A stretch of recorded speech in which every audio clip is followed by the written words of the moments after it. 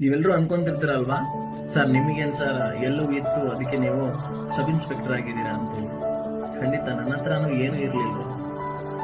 ನಾನು ಬಡತನ ಅನ್ನೋದ್ರಲ್ಲಿ, ಕಷ್ಟಗಳನ್ನೋದ್ರಲ್ಲೇ ಬಂದಿರ್ತಕ್ಕಂಥ. ಇವತ್ತು ನೀವೇನ್ ಅನುಭವಿಸ್ತಿದ್ದೀರಾ ಅದನ್ನು ನಾನು ಕೂಡ ಅದೇ ರೀತಿ ಅನುಭವಿಸಿ ಬಂದಿದ್ದೀನಿ. ಆದ್ರೆ ನನ್ನ ಹತ್ರ ಇದ್ದಿದ್ದು ಒಂದೇ ಸಮಯ. ಆ ಸಮಯವನ್ನ ಸದುಪಯೋಗ ಪಡಿಸ್ಕೊಂಡೆ ಅಷ್ಟೇ. ಪ್ರತಿಯೊಬ್ಬರ ಜೀವನದಲ್ಲಿ ಒಳ್ಳೆ ಕಾಲ ಅನ್ನೋದು ಬರುತ್ತೆ. ಆದ್ರೆ ಬಂದಿರತಕ್ಕಂತಹ ಸಮಯವನ್ನ ತಕ್ಕ ಪರಿಶ್ರಮ ಹಾಕೋದ್ರೊಂದಿಗೆ ಸದುಪಯೋಗ ಪಡಿಸ್ಕೊಂಡ್ರೆ ಖಂಡಿತವಾಗ್ಲೂ ನೀವು ಕೂಡ ನೀವು ಕಂಡಿರ್ತಕ್ಕಂತಹ ಕೆಲವು ಕನಸುಗಳನ್ನ ನೆರವೇರಿಸಿಕೊಳ್ಳಿಕ್ಕೆ ಸಾಧ್ಯ.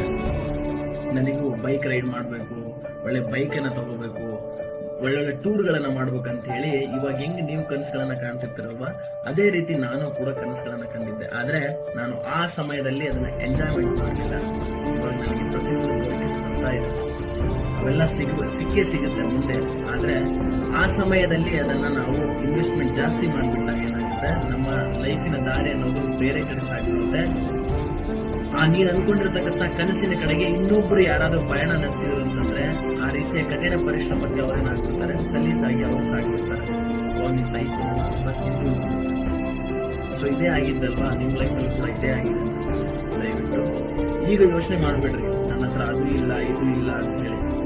ಇರುವಂತಹ ಪ್ರತಿಯೊಂದು ನಿಮ್ಮ ಸ್ಕಿಲ್ಸ್ ಗಳನ್ನ ಡೆವಲಪ್ ಮಾಡಿಕೊಂಡು ನಿಮ್ಮ ಸ್ಕಿಲ್ಸ್ ಕಡೆಗೆ ಗಮನ ಕೊಟ್ಬಿಟ್ಟು, ಸೊ ಯಾವ ರಂಗದಲ್ಲಿ ನಾನು ಸಕ್ಸಸ್ ಅನ್ನ ಕಾಣಬಹುದು, ಅದು ಬಿಸ್ನೆಸ್ ರಂಗ ಆಗಿರ್ಬೋದು, ಫೈನಾನ್ಷಿಯಲ್ ಮ್ಯಾನೇಜ್ಮೆಂಟ್ ರಂಗ ಆಗಿರ್ಬೋದು, ಯಾವುದೋ ಸರ್ಕಾರಿ ಹುದ್ದೆ ಅಥವಾ ಗವರ್ಮೆಂಟ್ ಜಾಬ್ ಒಂದು ರಂಗದ ಕಡೆಗೆ ಅಥವಾ ಆ ಮಾರ್ಗದ ಕಡೆಗೆ ಕ್ರಮಿಸ್ಲಿಕ್ಕೆ ಅಥವಾ ಸಾಗ್ಲಿಕ್ಕೆ, ಆ ಪಯಣದ ದಾರಿಯ ಕಡೆಗೆ ಜಾಸ್ತಿ ಸಮಯವನ್ನ ಖರ್ಚು ಮಾಡಿ ಬೇರೆದ್ರ ಬಗ್ಗೆ ಥಿಂಕ್ ಮಾಡೋದನ್ನ